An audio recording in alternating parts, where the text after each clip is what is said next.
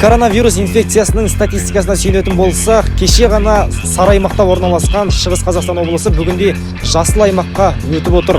Бұл дегеніміз тұрғындар санитарлық ережені сақтамауда деген сөз. Санитарлық ережені кім сақтамай жүр, бірге білетін боламыз. Масочный режим проверяем. Я разговариваю по телефону, Всё? поэтому опустила масочку.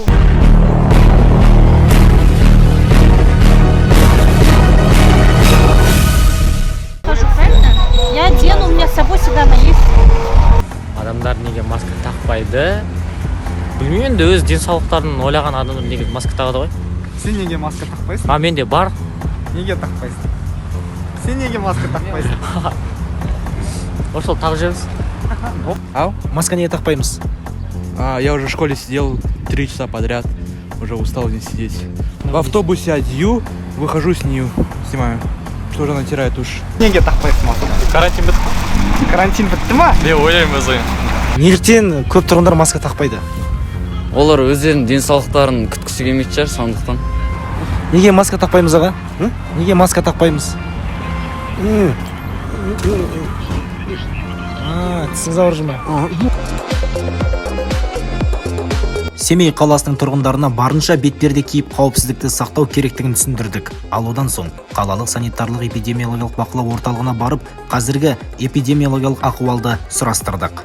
Енді біздің Қазақстан Республикасында да эпидемиологиялық жағдай бүгінгі күнге тұрақсыз. Барлығы 172 мың науқас ауырса, соның 30%-ын осы Шығыс Қазақстан облысы құрап отыр. Енді Шығыс Қазақстан облысы бойынша бүгін таңда 19 мыңдай науқас тіркелген. Енді осы 19 мың науқастың 25%-ын осы Семей қаласы құрап отыр.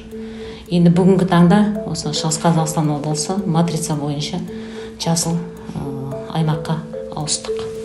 Енді бүгінгі таңда Семей қаласы бойынша 44.039 науқас тіркелген.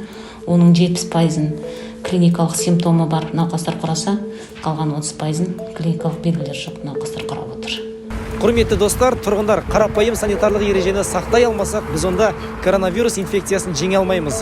Жауапкершілік әр адамның өзінен екенін ұмытпаған абзал.